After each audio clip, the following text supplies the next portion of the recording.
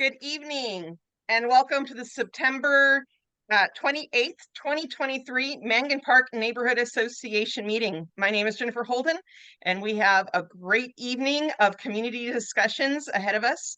We'll begin with our usual safety minutes with SacPD and a report from SacFire about the 4th of July. And then we will hear from Swanson of YPCE Aquatics, and he'll tell us how the summer was at Mangan Pool and some more park talk and some fun fall events. So welcome everybody. Thanks for joining us today. And Lieutenant Greg, take it away. Thanks, Jennifer. Appreciate it. Lieutenant Greg Galliano with your police department, responsible for your South Command. So everything south of Broadway all the way down to the city limits of Elk Grove, east of the river and west of Highway 99, which includes the wonderful Mangan Park neighborhood. So we're happy to report, we're still working on stats, but we are happy to report that violent crime is down throughout our city compared to last year, fairly substantially. If I haven't spoken to you about it in the past, we are still transitioning our stat system over, which has kind of taken up a lot of our capacity and bandwidth in our crime analysis unit to be able to produce stats for you on a regular basis, but we are still working on that. We also have some staffing shortages in that unit, so as soon as we can get that stood up to where it needs to be, we'll be able to produce better stats to be able to share with you all as informed consumers of police services here in South Sacramento. But overall, our violent crime reduction strategy seems to be showing some efficacy as we focus on people, meaning the individuals who are committing violent crime in our city or those who are most likely to commit violent crime in our city, places, which would be the locations in our city that have been long affected by systemic and historic violent crime and behaviors, focusing really on those behaviors that are a prelude to violent crime and violent crime itself as we really focus our efforts in those areas. We are a part of the city of Sacramento's revamped homeless plan, which I'm sure you've heard about, the increased efforts that will involve homeless enforcement and homeless outreach, along with the incident management team or the emergency management program that us, the fire department, and Department of Community Response are all partnering to really treat homelessness as a state of emergency in our city as we try and put our best foot forward at reducing it and reducing the impacts of homelessness throughout the city of Sacramento. That's still in its beginning phases. And so I really have to impress on folks where if you see homeless encampments or are dealing with homeless related issues, 311 is still the place to report. And I understand the frustrations with that over time, but they are working on really being more responsive as a part of this model, which will include a rapid response team that will be more rapid in its response to 311 complaints, as well as a more long-term approach team that will deal with the more systemic encampments that take a more long-term approach to deal with.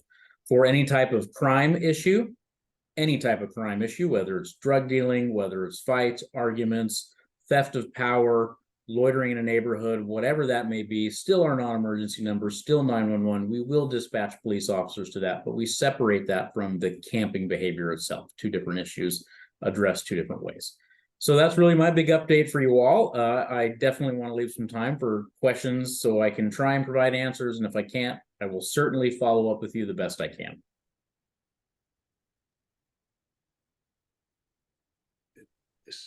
This is Jim Randlett. I have a question. Can you hear me all right? I can hear you, Jim.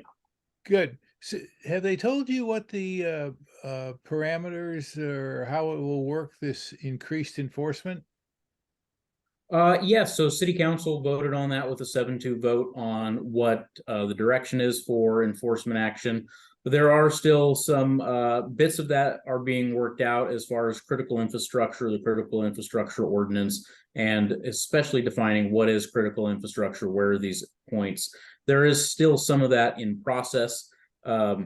We are still working with, again, that incident management team, getting it stood up to be able to conduct enforcement action when appropriate. If you have more questions on it, I'd be happy to share with you, further on down the road.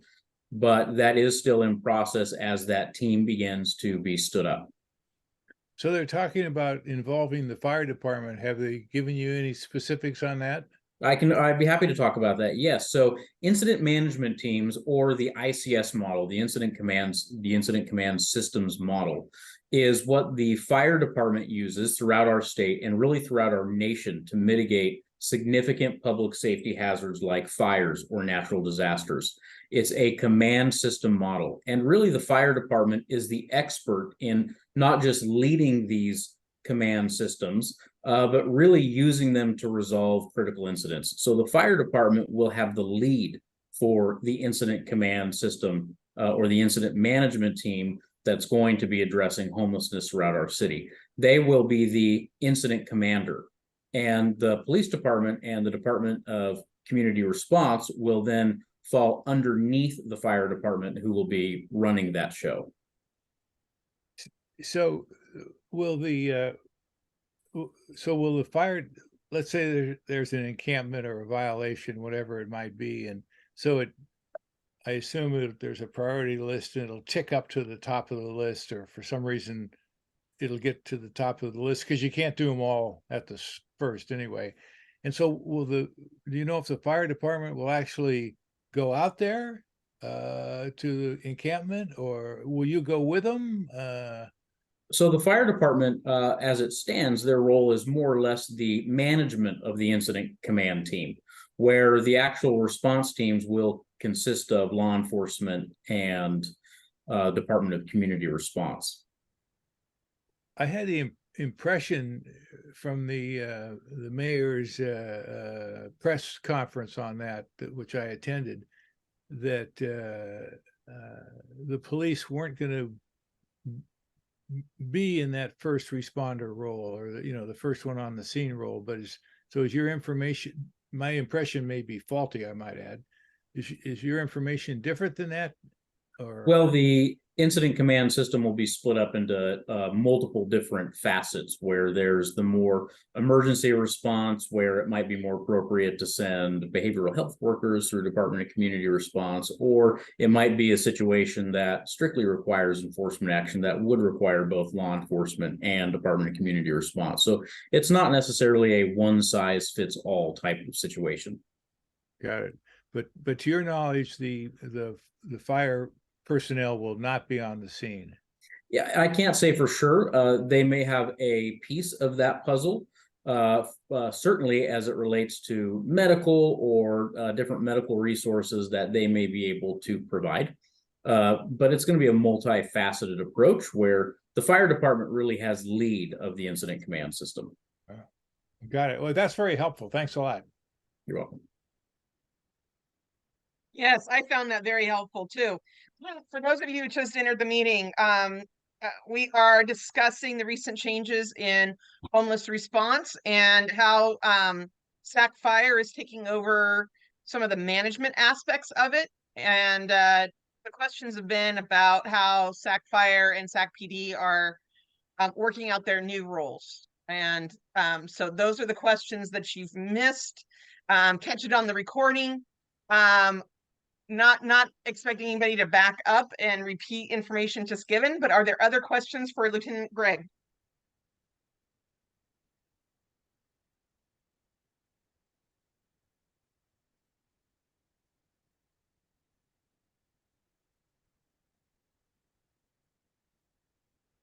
Is that a question, Matt? No? Okay, so then go ahead, raise your hand while I ask my question, but I'll ask a question now, or part of it is a statement. So Lieutenant Greg, we have had the quietest summer in Mangan Park in like 7 or 8 years. It was a really sporty spring. We took some major hits. The loss of the Hong Kong Islander. There was the theft of the helicopter at the airport. There were a bunch of campers. We had a lot of theft. And round about May, June, things really quieted down. Now then, I think that that's because of a lot of factors, but I want to thank SacPD for the role that they played, because I am certain that that SacPD was very instrumental in helping with this, and so we are grateful. We have not had any graffiti on the pool house. I did not get any 2 a.m. phone calls about wild, crazy parties at the pool in the middle of the night. Where are the lights and the cameras, Jen? What are you doing? I haven't heard any of that all summer long, which is pretty surprising. People have been very happy with the brand new playground. I haven't been getting reports that, the kids can't go to the playground because it's not safe. Those sorts of things have been much, much better. And so in many ways, and I also haven't heard about more people rummaging backyards and going through houses when they shouldn't be. So yay. We still do have some problems along 34th Avenue where people are living in the former tree nursery. There is no relief for the former city tree nursery in sight right now. The word that I'm getting is that Planning Justice is not responding to any messages, not from me, not from our council member's office. We don't know what they're doing. We have no idea when that property is going to be developed. We must again request SacPD to have our back and really keep an eye on that property, because even if things are much improved, there's still 3, 4, 5 people in there. And I suspect that there are still connections to drug dealing. Much lower level. You can walk down 34th Avenue and not be aware of it sometimes now, but it's still going on. And I will also add that there seems to be a connection between 34th Avenue and the backside of Walgreens at Fruit Ridge and Freeport. I think the same people are moving in between the tree nursery and the Walgreens. So that extra patrol in those areas would still be appreciated. I know you guys, work really hard to have our backs, and I hate to have to ask it again, but please have our backs there. And then also, I mentioned the Hong Kong Islander burned in early April, I think. There was somebody that was seen moving away from the fire when the fire trucks was leaving, that many people have been wondering if he had been setting a bunch of the fires before the Hong Kong Islander. No one has seen him in this neighborhood all summer long until 3 days ago. He showed back up. So help. Heads up. He's back. So I'm worried that we might have more fires in the area as well. Once we start seeing him again. But yeah, we had the big fire at the Hong Kong Islander, and he has been gone. No sightings for 6 months. And just this week he came back. So those are some notes from Mangan Park and neighbors talking, and what they're observing. Anybody else have any reports from Mangan Park or the surrounding neighborhoods? Matt. Hey, yeah, I wanted to kind of echo what you said. I mean, it's been fairly quiet over here in Golf Course Terrace. Response is pretty good, at least for the couple calls that we've had to make at Chorley.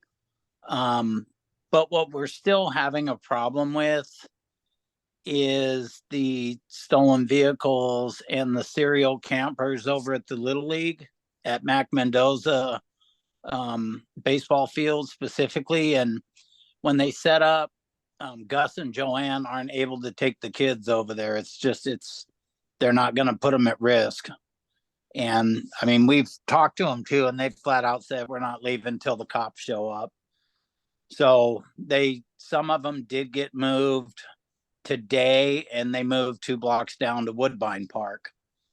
But then there's a couple, there's a total of 6, I think. There's 2 RVs on Woodbine and 48th. There's the trailer and the RV sitting in front of Max Mendoza Park right now, and they've got they're blocking the sidewalk with a bunch of stuff.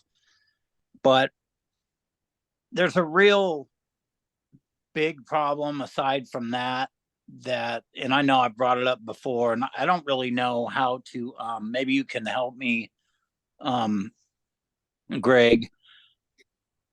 But the McDonald's on the corner of 24th and Florin, there used to be a little photomat booth right there between the gas station and McDonald's. And that's just like, it's like drug and prostitution central there. The people experiencing homelessness are, you know, camped out during the day, and at nighttime it's popping over there. The girls show up, the cars with the loud music and the motorcycles, and it's like a free-for-all. Like, I counted 30 to 35 people there one night around 8-9 o'clock. So, and I'm not really sure how to report that one, so maybe you can help me. Sorry. Sure. No, that's great. A lot of great points from both yourself and Jennifer. You know, really with the homeless encampments, you have to report still through 311. And when they move, we still request a report through 311. And you can take that ticket number and you can send it over to me, and I will always follow up with the incident management team and send it over to their leads, and certainly ask for you to get feedback on what's happening, what can be done at the time, especially as this new model unfolds, really to be responsive for you. I can't say that the police department will be able to go out and do anything for you in the moment. I don't want to be disingenuous in that fact. It still is going to have to go through the 311 system, really for tracking, accountability, as well as to ensure we have the proper data and we get the right folks out to deal with the problem in the more long run. But for all the crime issues, really everything you're describing, we wholeheartedly request all members of our community to call and report to us right into our non-emergency number. If you're seeing drug dealing or an individual sitting on the street corner using drugs, that information that you can get in the moment can be invaluable, where even if it's a license plate or a description, and even if our patrol officer doesn't find anything in the moment, when we look at these things long-term and we assign whether it's a problem-oriented policing unit or one of the beat officers to follow up on it, without that reporting, there is so little for us to go on, which then results in hours upon hours, if not days of surveillance for what may only turn out to be a usable amount of narcotics found or misdemeanor. And so with the information from folks calling and reporting, you know, hey, I'm watching a drug deal go down. Here's the license plate, a description of the car that folks are coming and going to. That's really all it takes. And we have a lot more to go on to really build a case and have something to investigate. Because in the world of limited human and financial resources, we have to be very, very careful and narrowly focused on really what can we do the most with the little. And non-emergency number, or even 911, if you see something where you're concerned where violence, danger is here and now, would still be appropriate. If you call 911 and it should have been a non-emergency number call, we're not going to berate you. The dispatcher might say, oh, hey, for next time, this would be perfect for our non-emergency. But still, as long as you get us that information, we have something to go on. We know when to focus our efforts. All right. I appreciate that. Yeah, when I mean, I'm not going to say, and I don't know if anybody else felt this way, but I'm not going to say that when they announced that the fire department was going to kind of be in command of the response thing, I was kind of like, huh? So they are truly the experts when it comes to the incident command system. They do it on a very large scale to mitigate significant disasters and emergencies. And so really, we're happy they're taking that lead, because they know that system so well, where we use it on a small scale from time to time, but we really only scratch the surface of the incident command system. And so really the fire department, that's their bread and butter. They know it inside and out. Their entire response is built upon it, where ours is much less so. All right, thanks. And another question from me. So how is the new reporting system going, and when do we get our comparison stats? As far as data? Yes. Yeah, so as soon as we really can beef up some of the staffing issues we have with our crime analysis, and as far as the reporting system was a transition in how we report information to the FBI nationwide. Everybody used to use an older reporting system, and I do not know off the top of my head what the acronym stands for. It's URSIS is the acronym, but now it's been transitioned over to NIBRS. Again, don't ask me, I have no idea. But in that transition, it's really a coding transition and how crime is encoded in our system, which then results in differences in looking back in time. Because if it's encoded differently to something, a new crime type code, we're really looking at apples and oranges, and it's hard to compare information. That being said, we are actively having the conversation on what information is most important to our community that we can pull on a regular basis to have available to them. And hopefully I have an answer for you in the near future. I don't right now, as our crime analysis unit really starts to staff up and starts to, okay, we're through drinking from the fire hose now. How do we produce a product? Got it. Thank you very much for the answer. And are there other questions for Lieutenant Greg?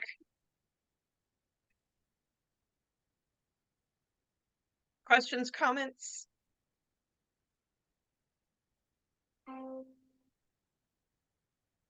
Okay, well, we are kind of coming to the end of the time for this agenda item also.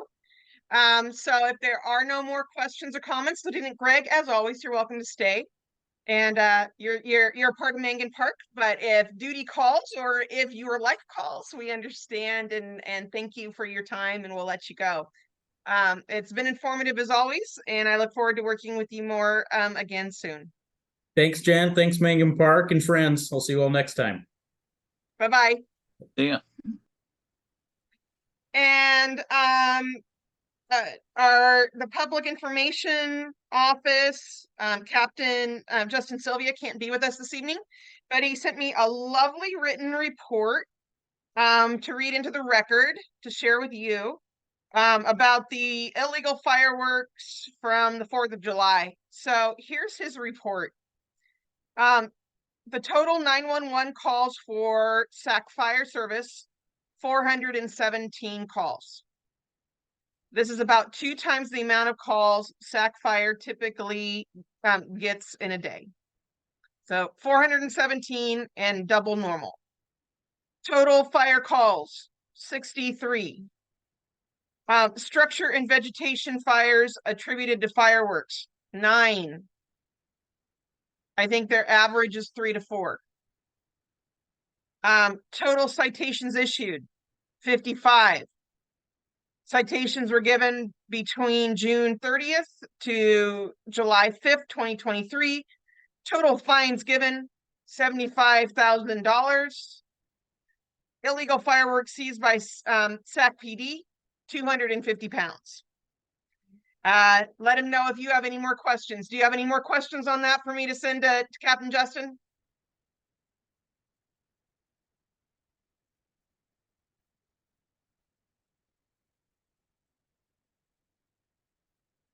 Okay, so I'm going to say that that's clear. I have a feeling we'll keep up the conversation, but this is a really good start. Yeah, it was a bad year in Sacramento for fires on the 4th of July. It seems like it was about twice as bad as a normal day. So that concludes our safety minutes with SacPD and SacFire. And I am happy to introduce Swanson of YPCE Aquatics. Good evening, Sjon. How are you? Good evening. Thanks, Jennifer. I am doing well. And I'm here to talk a little bit about the pool. Let me share my screen. Are you able to enable that for me, Jennifer?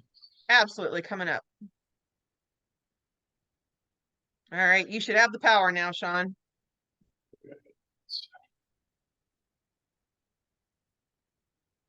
All right. Well, thanks. I'm Sjon Swanson, the Recreation Superintendent with the Youth Parks and Community Enrichment Division. And one of my areas of responsibility is the aquatics section.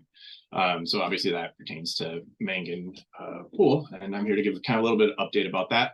We had a great summer over at Mangan.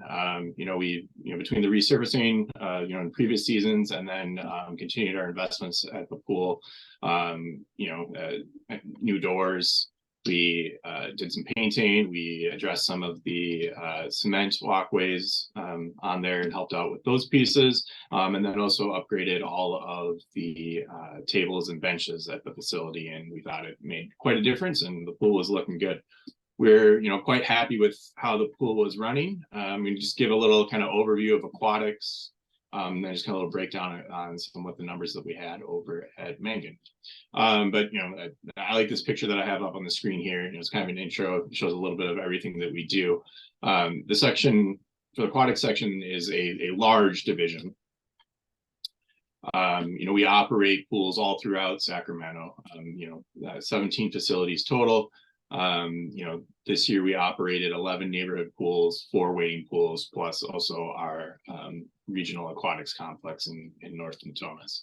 It's a heavy lift the staff team does to staff up seasonally for all of these positions. We've been dealing with national lifeguard shortages in the previous years, and that's still the case this year.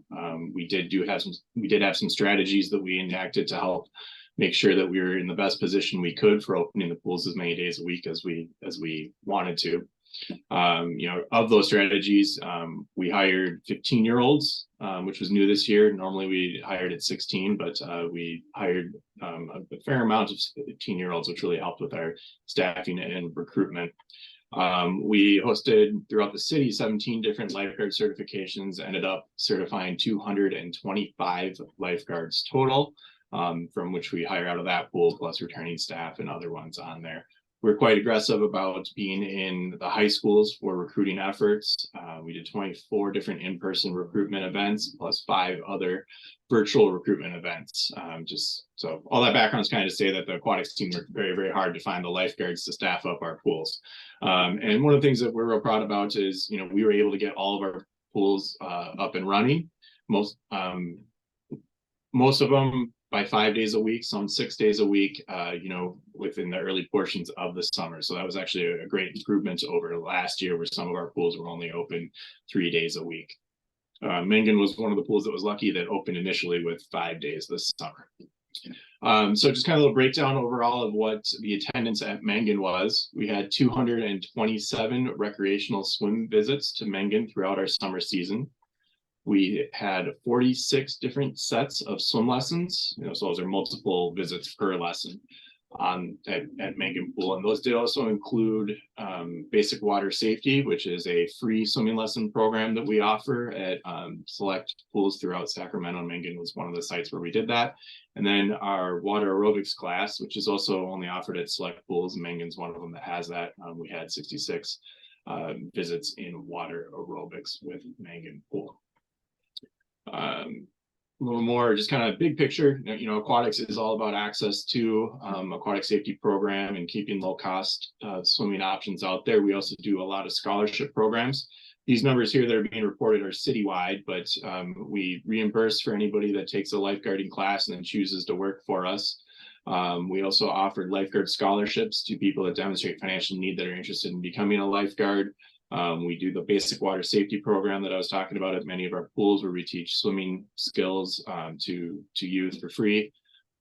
We have our summer reading program, a partnership with the library, where if you read 5 books and turn in your form to the library, they'll give you a swim pass to come use the pool for free. And then we also will have scholarships for any of our swim lessons or swim team, or basically any other aquatic programming that we offer. We call that our Swim Safe Scholarship, and had a total in scholarship and reimbursements of just under $40,000 for the city, this citywide in aquatics alone this year. Hang on, Sean. All I see is you in your background. Are you showing us slides? Well, I was showing slides, yes. Let's try that again. Yeah, let's see if I can run through these slides for you.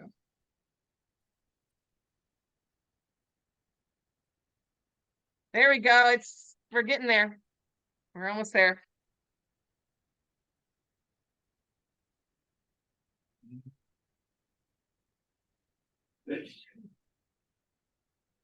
All right. So, all right, that looks great.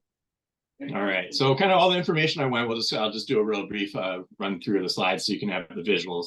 with it. But here's the staff, the training that's going into it, kind of representative of some of the programs throughout our different pools. Here is the slide with kind of the numbers about pools that we're running, the types of pools that we're running, and kind of locations throughout Sacramento, and information about our recruiting efforts. Here's kind of the slide with the snapshot total of the programs that we ran at Mangan Pool and the numbers and the attendance that we had. And then here's the slide with information about all of the scholarships and reimbursements that we do citywide for the Aquatics Department. Excellent. That kind of concludes the presentation I have, but happy to answer any questions.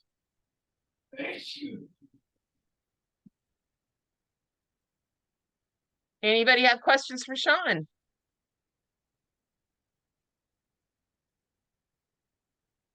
Sonny says he's good. Jim?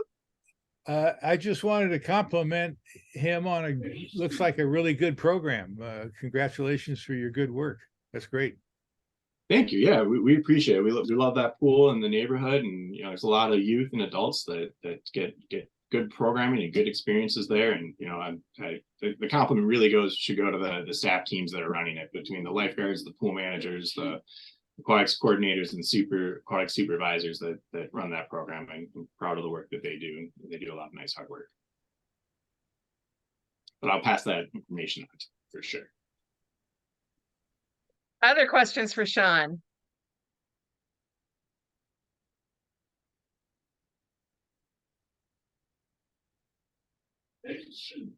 All right, I'm going to take that as a likely no, but speak up in case you do. I heard something about a library card program. Now, that was brand new to me this year. I heard about it like the day the pool was closing when I stopped to say goodbye to staff. So tell us more about this library card program so we're better prepped for next year. Yeah, it's a program that we've partnership with the Sacramento County Libraries, where they do a summer reading program, and they'd probably be a little bit more versed on all the details of the program. But one of the rewards that they have for it is when you read 5 books, and they have a way where you document it through the library, that you can earn a swim pass. And that swim pass is actually good both for the youth that does the book and an accompanying adult that's supervising them. And that's good at any one of our city pools. Excellent. I like the sound of that. But I'm making a little note here to myself that we need to arrange for a librarian to come to a spring meeting and talk to us about the summer reading program and all the benefits, so that we can have all of our families all excited and have our kids taking their swim lessons and doing their summer reading. Important stuff.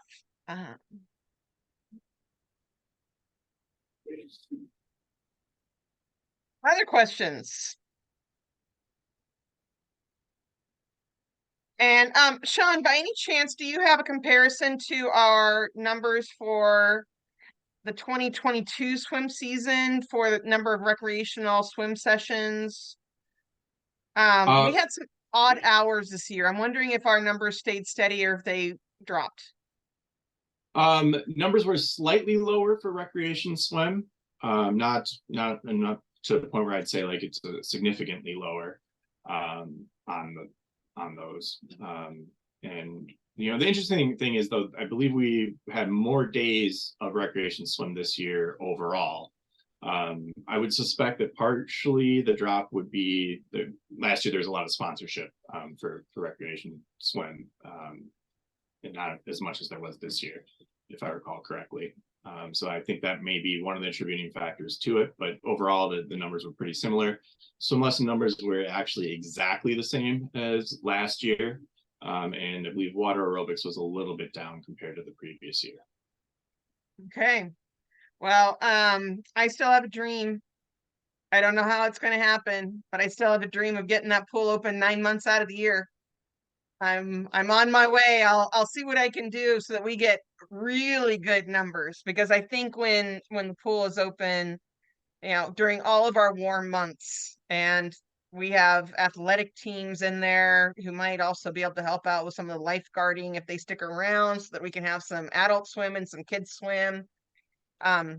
after school and work hours, that would be amazing. And maybe we could even turn the pool into something that is self-supporting, and not in constant need of financial support and grants and things like that. So it's a dream. Just so you know, I'm out there moving and shaking and doing what I can to make that dream a reality for, and in reality, the South area. It happened again this week. I was off at something of a mixer, and somebody asked me, you know, where I was advocating, and I was like, oh, well, for starters, Mangan Park. I'm the neighborhood association, and like, Mangan Pool. Spend all my summers there. And that's a very, very common answer. They don't so much know about the neighborhood being called Mangan Park, but you say Mangan and they say pool. And then they say, and I spent all my childhood summers there. So I very much want to work to make, to keep that going for the next generation and the generation after it all possible.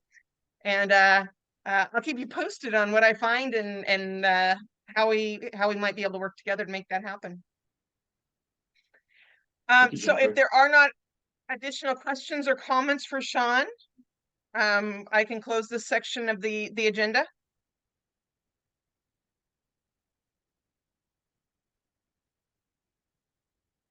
All right, I don't think anything else has sparked questions. Sjon, you've been wonderful. I'm very, very grateful that you came to give us this report and to connect with Mangan Park again. And I probably won't see you again this winter, but I'll be happy to check back in with you this spring. So I wish you a great fall and happy holidays, and talk to you when the weather warms up and we're all thinking about swimming pools again. Great, thank you. Enjoy. You're welcome to stay, but we understand if you leave. Yeah, I appreciate that. Thank you. Bye. Bye. Okay, well, otherwise, park stuff.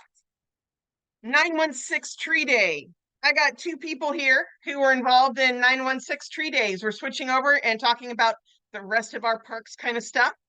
And Matt and Lindsay King, you helped plant trees on September 16th at Woodbine Park. And I hear there are plans to plant more trees. So talk to us. Tell us what you got going on. All right, can you hear me? I can hear you just fine. Perfect. All right, so for those that don't know me, my name is Lindsay King. I am your District 5 Parks Commissioner, meaning I'm a volunteer who advocates for the community, neighborhood associations about our parks and community enrichment projects. And so yes, part of being commissioner is being part of 916 Day. And 916 Day is a citywide event that's put on by the Parks Commission, where we try to get volunteers to come out. We do something good for the parks in the neighborhoods.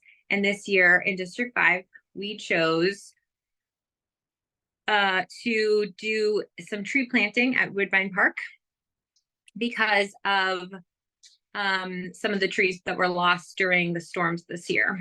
There were also events at other districts, like Land Park had a tree planting event. They did some maintenance and repair at some of the other parks. So just a great way to get out into the community. So at Woodbine Park, we planted 8 trees, I believe. We painted the bathroom, so there was a lot of graffiti and damage from fires and different reasons. So we painted that, and we picked up a lot of garbage, and overall it was just a great day. The plan was to include other parks in 916 Day, but because of logistics and the way that the parks was kind of, the Parks Department was having to run around, we decided to do it at Woodbine Park. That doesn't mean that the other parks, which include Mangan Park, have been forgotten. So we still do plan to do some tree planting at Mangan Park. However, there's a little bit more logistics in trying to get some trees due to the airport. So once we get through the red tape, I do expect to plant some trees at Mangan Park sometime this winter, which is actually apparently a really good tree planting time. I didn't know that either. I didn't know that trees wouldn't want a lot of sun or heat or whatever. So we'll wait until the appropriate planting season, which is I think from October to about March or April. And we'll definitely get that project going. We also plan to plant some trees at the Airport Little League, which is on the corner of 24th and Hogan, I believe. And it is getting a little bit of a makeover this winter. So we're really looking forward to adding tree planting and some beautification projects to that plan. But overall, 916 Day was a success, and we're pretty excited about it.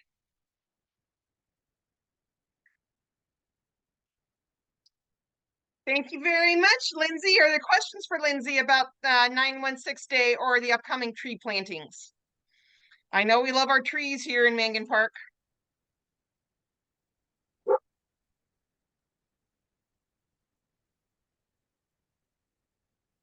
Do you know what kind of trees you want to plant in Mangan Park? So we do work with a arborist. So when the time comes, the arborist will come out. If you guys do have any suggestions, recommendations, or preferences, please let me know. Oh, sorry, my phone's about to die, so it gave me a little message of death. But yeah, so just let me know. We can either plan a day where we all go out there, talk to the arborist, or you can send me your recommendations via email. I'll post it in the chat. That way you can reach out if you do have any preferences. They do try to steer away from ornamental types that have a lot of droppings. So things like crepe myrtles or something like that would not be the best choice for a park. However, they are beautiful. So my husband's yelling ideas in the background. So yeah, so we will take your preferences in mind, but just know that there are limitations to what we can plant or what would do best in that park. Well, I always love me some good maples, just to let you know. Yes. Jim. The Deodora cedars, a bunch of those went down. Are they good trees to have, or are they not so good trees to have? They get very big. They get up to 90 feet after, decades. You are asking the wrong person. Okay. I cannot tell you. Okay. However, I have some very smart tree friends who are in charge of a lot of tree projects. So I can get you in touch or ask that question and get back to this group if that would be something that you would want me to do. Oh, no, thank you. I can check with the Tree Foundation or look it up, but I just thought you might know off the top of your head. So I may be the parks girl, but I have a little bit of black thumb, so you really don't want me planning much. I leave it to Thank you. yeah.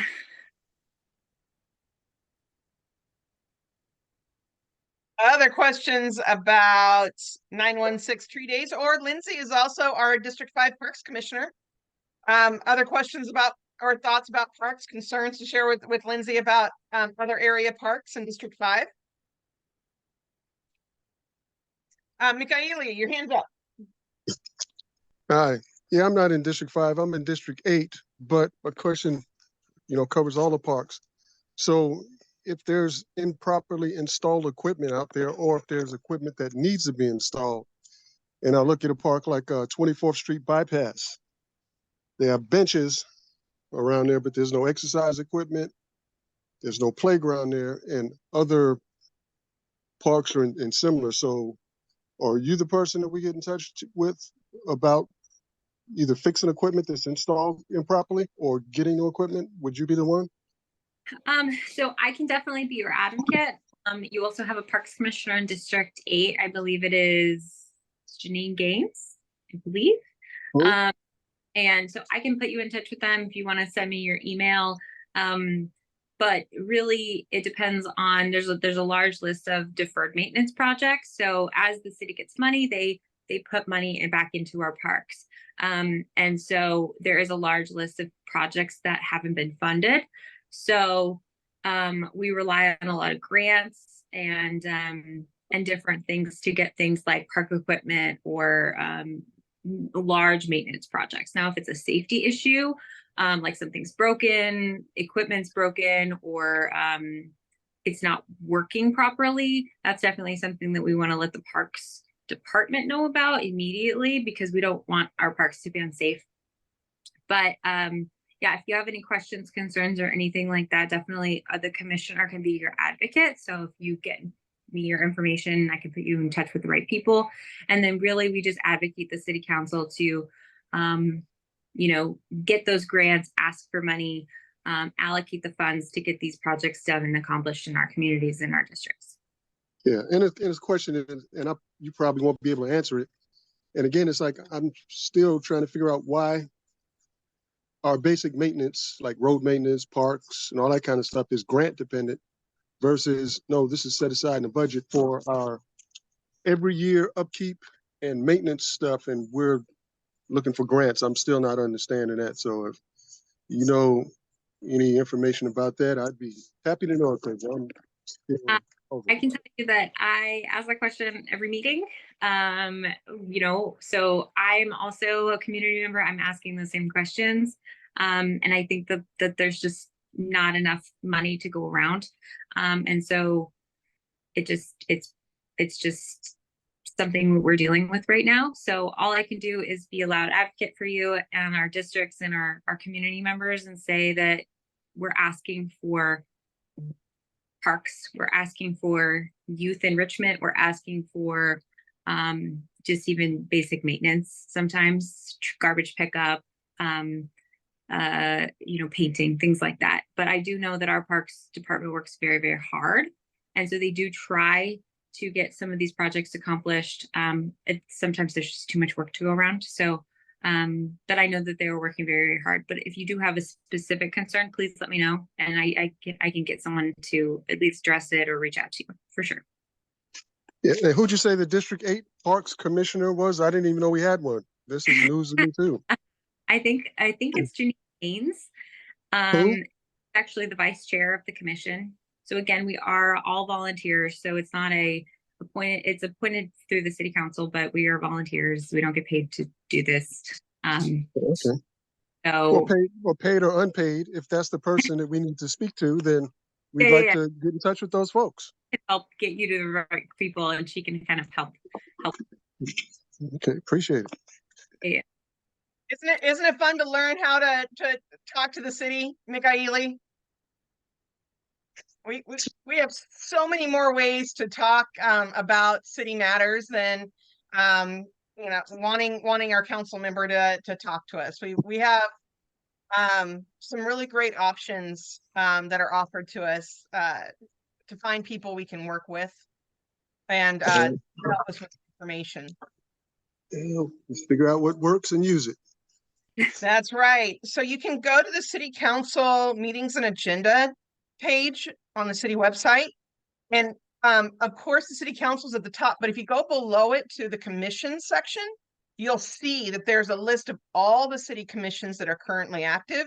And then there's another section that's inactive. Of course, ignore the inactive, but look for the ones that are listed as active. And then you'll see that there's a bunch of different commissions on all kinds of things. And that every council member has appointed a representative for that district to each one of those commissions. So then you do want to find out who all of your D8 commissioners are. And of course, talk to your city council members still, but also make certain that you loop in your commissioner on a lot of things. And where your city council member might not be able to come to meetings, your commissioner might be able to.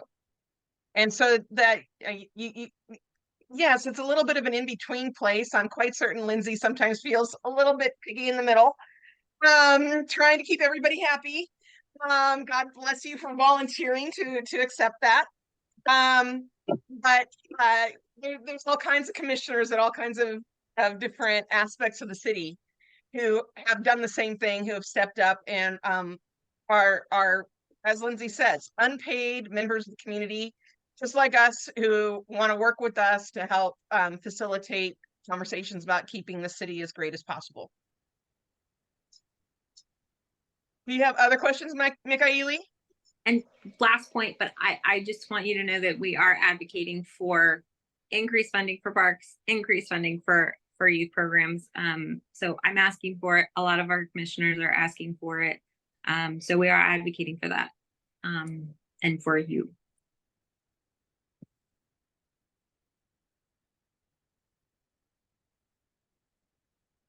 Okay, any more questions? Saw Matt's hand come up and down a couple of times. If you guys don't know, Matt is my husband, so he's in the other room on this call. I'm the pain in the butt. Hey, and I was just gonna is it Michaeli? Yes, Yeah, pretty close. Okay. All right. I want to make sure I pronounced it correctly.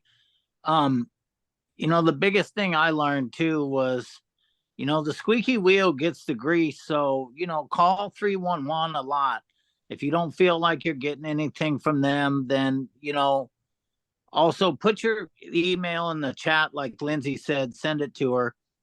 And then, we've got a big list of people you can get in touch with to get things done. And I'm also, if it's just like a busted bench or something like that over at the park there, call me up. I'm more than happy to come look at it. If it's not too big of a thing, we can figure out how to get it fixed. Matt hangs really close with parks maintenance crews.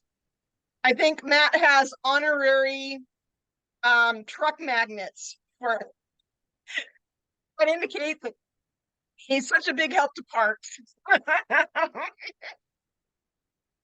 It comes with the job. Comes with the job. You do an amazing job, both of you. Any other questions about parks or 916 tree day? I did have a semi-update about your potential walking path. Ooh, what do you have? Well, what do you have? Give me what you know first, and then I'll give you what I have, because it might be the same thing. What I have is that some of the ink still has to dry. That is correct. And that we maybe want to say we are having encouraging conversations and hope to have a beautiful present to give to Mangan Park. A word of a beautiful present that's coming by the holidays. So not that anything will happen before the holidays, but we might have word of some really wonderful things to share. But Lindsay already kind of tipped us off just a bit. What we're hoping will be something we get to say we might have coming. But let's let the ink dry. What I will say is because of some neighbor feedback, so people that live within the Mangan Park neighborhood, they brought an issue, a concern, a question that they had forward, and that issue was put in front of people who can actually do something or provide something for them. And so I'm not saying that it is going to happen, but there is some movement towards something good. So don't be afraid to speak out. Don't be afraid to ask for things. Don't be afraid to say, hey, you said you were going to do that and we still haven't seen it, because that's how things move forward. And even if you've raised the issue before, doesn't mean that it's gotten to the right person or to the right set of ears. And so I just want to say good job, and hopefully we'll have some really good news for you soon. But I just want to commend the neighborhood of Mangan Park for advocating for itself. So. All right. Thank you so very much. Absolutely will. I do see that Cassandra is about to head out. Does anybody have any questions for our council member before she goes? Or is she gone? She's gone. Oh dear, there's a phone number. You can call her. So yeah, any recommendations for how we should do that advocacy? Is there anything that you're thinking about if we want things for our park that we should do? Specifically, getting that information to me, getting that information to your council person. So Katie Maple, And then getting that information to really any public leader who will listen to you.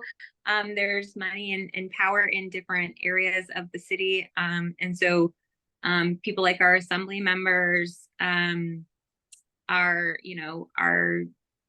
mayor, our council people, those people have the ability to make an impact in our neighborhoods, whether it's big or small. And so just knowing what the neighbors are asking for is really, really important. So getting that information to me, getting that information to the council person, who is Katie Maple in District 5, but every district has their own council person, and it's just might be as simple as writing an email, or setting up a call, going to a meeting. I found going in person is usually the most impactful. But just building those relationships and letting them know what's on your mind is really, really important. So, yeah, just being a part of this meeting too is really helpful. Well, yes, you are very helpful. So thank you very much. And let me stop and think and kind of gather up my thoughts.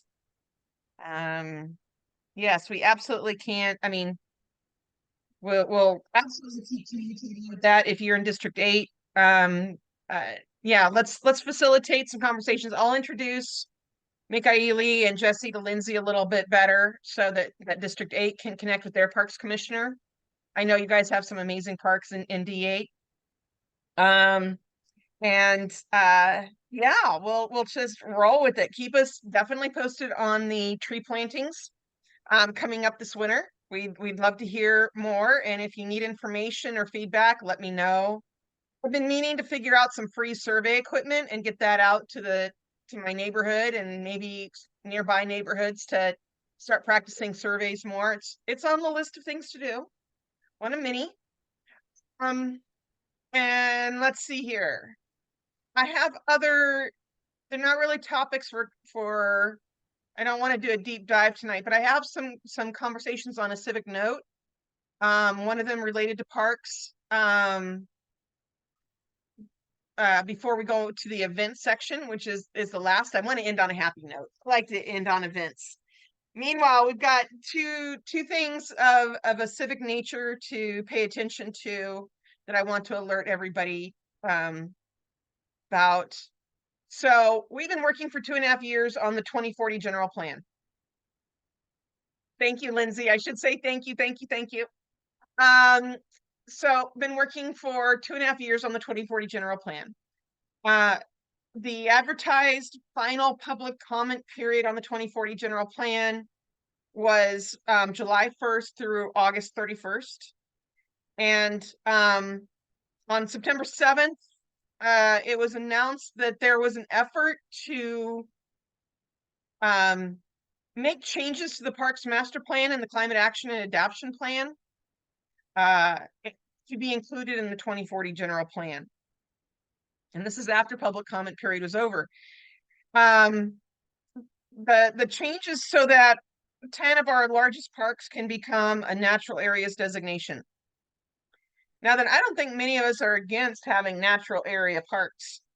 However, the question and the concern is, what exactly is the designation? Because they couldn't tell us themselves. And, well, wait a minute. You're going to get it into the 2040 general plan after public comment ends. You don't know what the designation will look like, but you're going to try to get it into the 2040 general plan now that all the advertising is done. It's the 10 largest parks. It's about 1,300 acres of our city park space. That's roughly 33 to 43% of city park space. That's a big deal. And you know, how we're going to get public survey, workshops, everything done in time for the 2040 general plan is up for grabs. So keep your ears perked. The point isn't, you know, we don't want natural area designations because we don't even know quite what that means. The point is that when you're doing a 20-year policy document like the 2040 general plan, all city residents should have the opportunity to participate in how they want that applied to their own parks, especially 33 to 43% of their park space. And By the time the process is wrapping up, everybody needs to have 30 to 90 days to comment on the process and what they think of how the new idea is developing. And it sounds like they're not going to do that full process. And I don't know how they're going to do public review and comment yet. So heads up, 33 to 43% of our park space might wind up with a 20-year policy attached to it. And I don't know how much we're going to have the opportunity to interact with the city before they attach these designation to our 10 largest parks. So stay tuned on that. I'll tell you more as more develops. As I said, it came out at the last Parks Commission meeting, which was September 7th. We're still learning more about it. And the next Parks Commission meeting that Lindsay will be at as the D5 rep is going to be October 5th at 6 o'clock. I don't know if it's going to be by Zoom because this is the second meeting, this is the second topic I said was coming. The city has just changed how they are having public comment at city council and some commission meetings. They are ending the Zoom function altogether. They are also talking about no longer recording city council meetings. So if you are not in the chambers, you don't know what happened, nor do we have a record of the meeting afterwards to refer to when we have questions. No more call-in. Once again, either you e-comment before the meeting, and residents will tell you they've had problems with e-comments registering. They don't always register. And so you can e-comment before the meeting, or you can physically show up in person to make your comments at the meeting. It's a little troublesome. It's a little troublesome. So heads up about that. Be paying attention to that. It's something else to work on. So definitely mark up if you're concerned about parks. And I know Swanson's going to be there talking about city pools again. We're going to be talking about the natural areas designation. Mark your calendar for October 5th at 6 o'clock. Perhaps by Zoom, but you might have to go to city council downtown in order to be there for the meeting to know what's going on. We're still trying to sort out if the meeting's going to be recorded or have any Zoom function. Sunny, you came back on screen. Do you have a question? No, I don't. Thank you.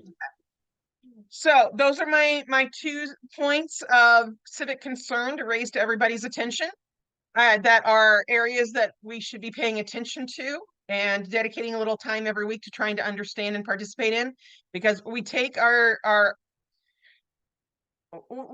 democratic privileges and rights very, very wholeheartedly, that we should be able to participate in our government. And we need to make certain that we know how to, and that participating in our government is accessible for all of us. So those are the Mangan Park City minutes, so to speak. And any questions or comments about what I have said about parks and public comment at city council and perhaps even commission meetings?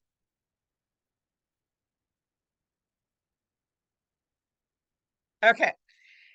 Then we have events to talk about. Yay! Fun stuff.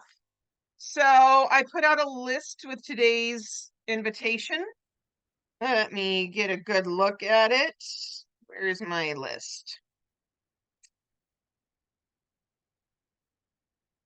Okay, so here's what we got going on. This Saturday, September 30th, Land Parks Parktoberfest is sold out. Either you have tickets or you have to stand outside the gates crying.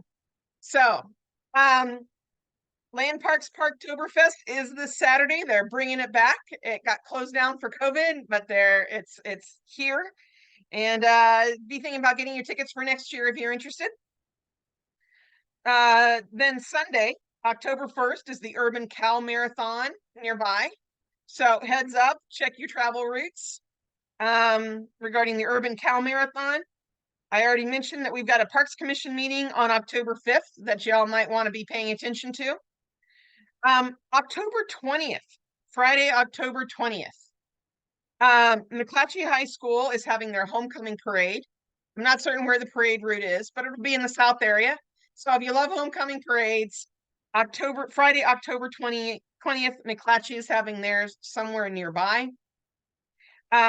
Saturday, October 28th is a run for a safe haven. So we've got another marathon in the area on October 28th. And on Sunday, October 29th is Chorley Park's Trunk or Treat. Last year, over 200 happy parents and kids came through and saw classic cars and fire trucks and costumes and lots of candy. And I think there was a movie in the park afterwards. And they're doing it again this year for the 3rd annual. And Matt, you want to talk about that just a little bit?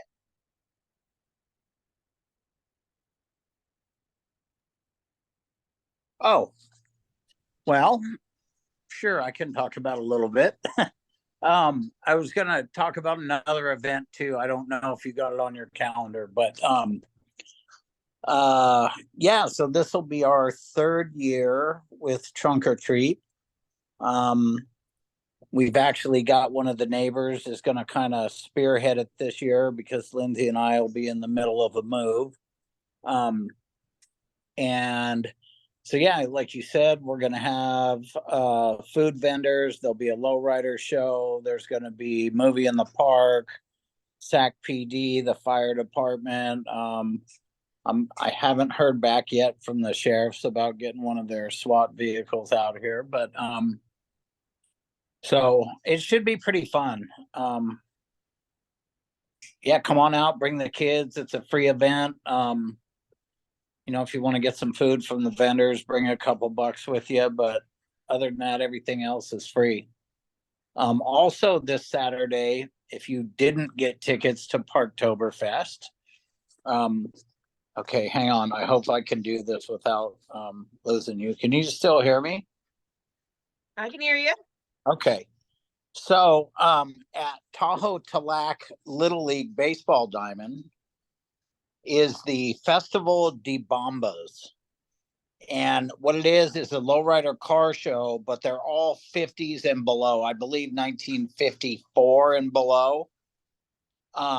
Earlier, they're going to have a singer out there who is Maria Avila, and she's really popular and really good. And I'm wanting to say that it's free.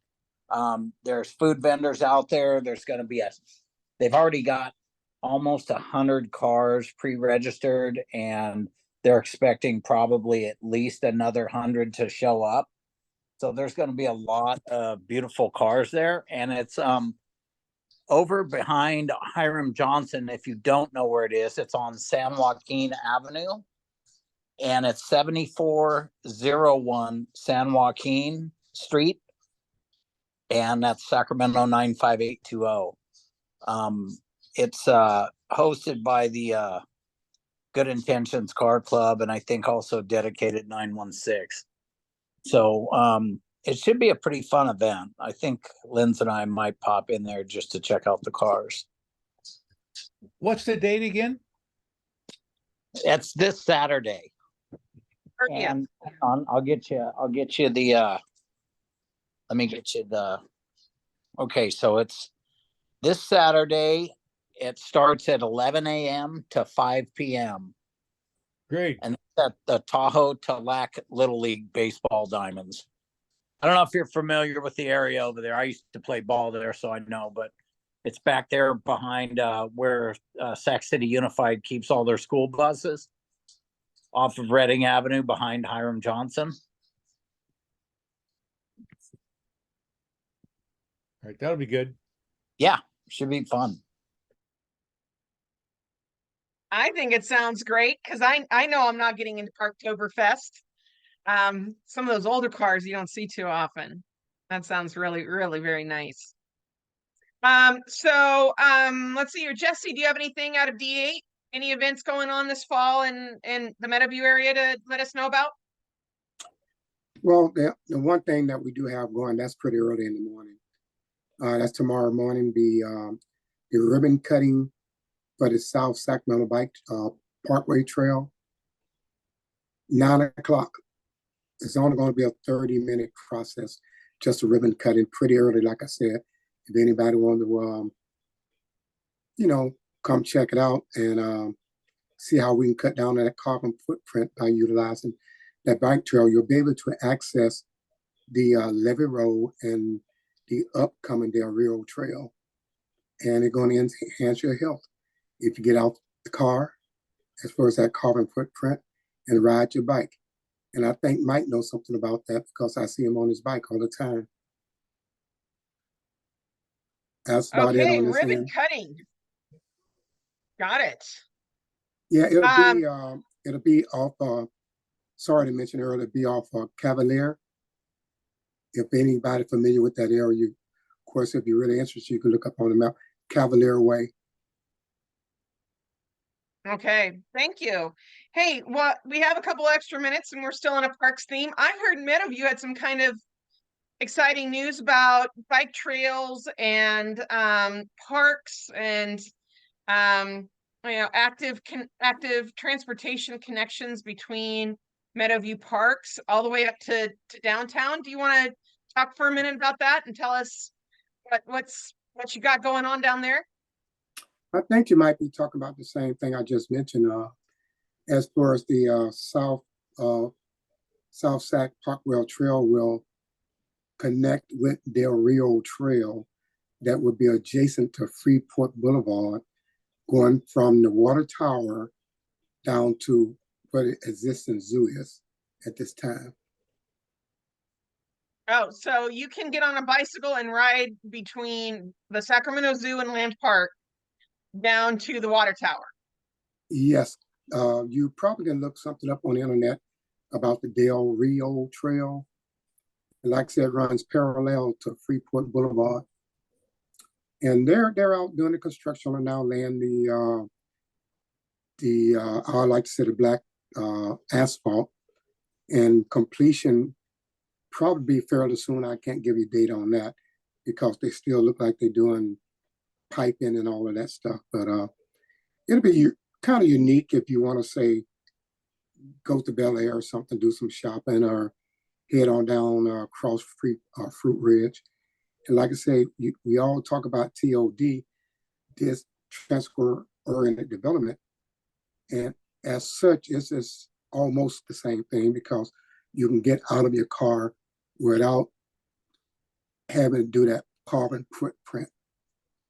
And of course, you want to enhance your health also by riding that bike, hopefully.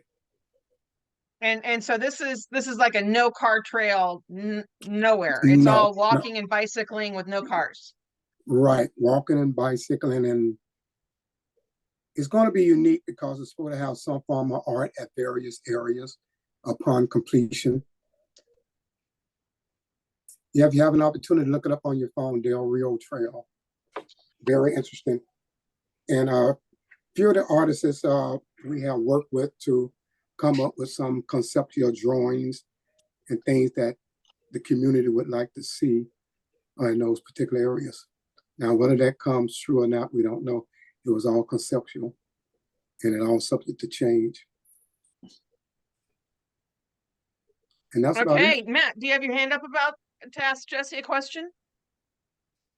Yeah, I don't know a whole lot about the Del Rio Trail, but as far as, you're talking about walking and biking, does anybody know that anywhere along the entire trail project, are there like park and ride areas for people like that, like you can go out to Hazel Avenue, you can park, you can take your bike off the car, ride the trails down and then back, etc. Are there any like parking areas? And then also the Del Rio Trail over here in D5 and D8 crosses a lot of major intersections. Does anybody know what they're doing for the traffic signaling on any of that? Well, this is just coming from me. This is not a traffic study, but I do know that whenever they do things like that, they do put individuals out there and time that. It's just like if you go downtown in some areas, you'll see the wider the streets are, you have additional time to get across. Now, like I said, it's coming from me. It's not coming from the city, but I would expect that they would do a study or analysis. And that is where the South Sac Parkway Trail would be kind of nice, because myself, I could get on the Rio Trail by going on the South Sacramento Parkway Trail, and I would have to go across Freeport and Meadowview, but I wouldn't have to go across it if I hit Meadowview Road and then wait to try to cross it. So it'll be less strenuous. But yes, it will be crossing Meadowview, Florin, Fruit Ridge at some point. So I can't say anything about park and ride. I never heard of anything like that being done in that area, but I could be wrong. But that is a good idea, because I did mention that at Freeport and Meadowview. I said, what if a person just want to come park? But if you know anything about that area, it's a very small area. There's not really a whole lot of places that you can park and ride at. So the best thing I would say, you could check with your city council that might be abreast of that information, but coming from me, and I could be wrong, that I don't think it would be like the major parkways that you can park and ride. Yeah, and I think from my days of studying the transportation element for the 2040 general plan, Florin is scheduled to become a huge bus road with service every 15 minutes up and down Florin. So Florin is supposed to become a major bus hub. So that would go pretty well with the you should be able to pick up a lot of buses that'll take you east and west from Florin along the trail. I don't know about Meadowview. Fruit Ridge isn't going to be a transportation hub. We're supposed to get service every 30 minutes along Fruit Ridge. But that information is now like a year or two old. So it is time to update it and make certain that I still know what I'm talking about. But I know that much, and we're supposed to be getting a lot more light rail service that runs along 24th Avenue. So if you could take a bus along Florin to 24th, then you can catch light rail from the Del Rio Trail. Well, I do know the thing that the artist has done is they had community meetings with people that lived in various areas along that pathway, like Meadowview, Florin, and Fruit Ridge. And it's almost seemed like they're trying to gather those people that live. I'm not saying in that immediate area, but that's kind of what they were, I think, was dependent on. And like I said, it's just coming from my thoughts and not from anything qualified from the city, because I don't want to speak for them. Okay, got it. Well, Jesse, that was a nice addition to the meeting. That's good information to share. If you don't know, Jesse is the president of the Meadowview Neighborhood Association, and I was in his Meadowview meeting and listening to the transportation planners giving their presentation about the South Side walking path. So Yes. that was good stuff. And so thanks for updating Mangan Park on that, Jesse. And hey, thank you. Yeah, we can't do it without you. It takes a whole village to make a great meeting. All And right. I think my dog's trying to tell me that we need to go outside now. So Okay.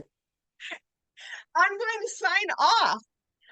It's been a delightful meeting. I think we've had great close community conversations. I don't know when the Mangan Park October meeting will be. It should be the 4th week of October. I'm still playing around with ideas. If you have any topics you want addressed in the meeting, please shoot them to me, and I will see if I can find great people to come and talk to us about that. And I really enjoyed spending my evening with all of you. Thank you for coming. Hey, And thank you. any last comments for the good of the order before we say goodnight? No, thanks for doing this, Jen. It's very important. Yeah, thanks, Jen. You are very, very welcome. You know, I love the South Side, and I love its people, and I love working with y'all. All right, I'm signing off. Bye-bye, all. All right, be blessed. All right, see you Good guys. night. Bye.